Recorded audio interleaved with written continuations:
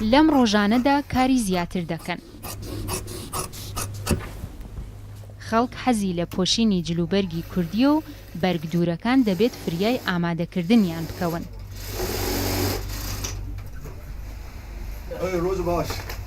کۆنسۆڵی کۆریای باشوور یەکێک لەو کەسانەیە کە بە پەلەیە جلوبەرگەکەی بۆ جەژنی نۆرۆز ئامادە بکرێت. ئەوە دەوێتن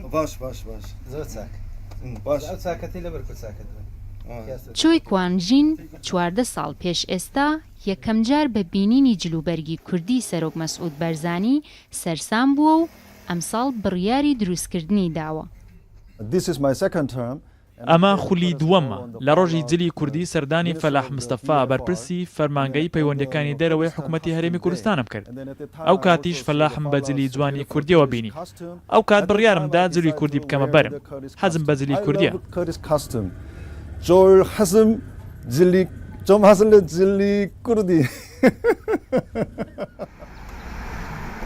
کۆنسۆڵی هێند لە مێژە جلوبەرگەکەی ئامادە کردووە.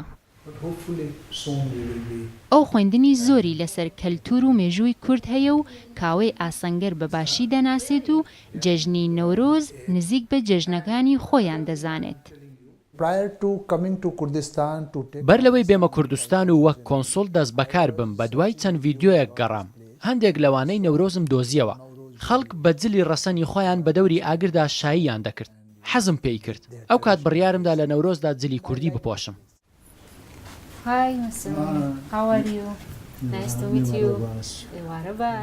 کۆنسۆڵی ژاپۆن زیاتر لە 4 دەستی جلوبەرگی کوردی هەیە. بۆیە بە خەیاڵێکی ئاسوودەترەوە بەشداری ڕێوڕەسمەکانی نۆرۆز دەکات. زۆر حەزی لە بۆنی نێرگەزە و دەیەوێت زیاتر لەسەر کەلتوری کوردی زانیاری هەبێت. من زۆر خۆشحاڵم لەگەڵ ئەم خەڵکە ئاهەنگی نەورۆز دەجێڕم. پێشنازی خۆمە ئەو ڕوحەتێدا بێت بچیتە نێو خەڵک. هیوا خوازم ببم بە یەکێک لەوانە. هەر بۆیە ئەم جلانە دەپۆشم بۆ ئەوەی هەست بکەم لە نێویاندام. لە هەرێمی کوردستان نزیکەی 40 نوێنەرایەتی دیپلۆماسی هەن.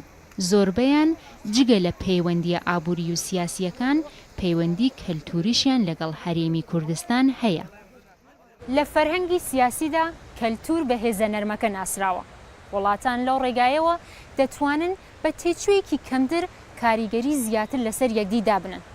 هەر ئەمەش وای کردووە تا تێکەڵاوی کەلتوری ببێتە یەکێک لە ئامانجە سەرەکیەکانی دیپلۆماسی وڵاتان و نوێنەرانیان کەلتوری خۆیان بە هەرێمی کوردستان بناسێن و حکوومەتی هەرێمی کوردستانیش لە بۆنە فەرمیەکاندا بە کەلتور و دابوونەریتی ئێرە ئاشنایان بکات. دڵنیا ڕەحمان، ڕوودا و هەولێر.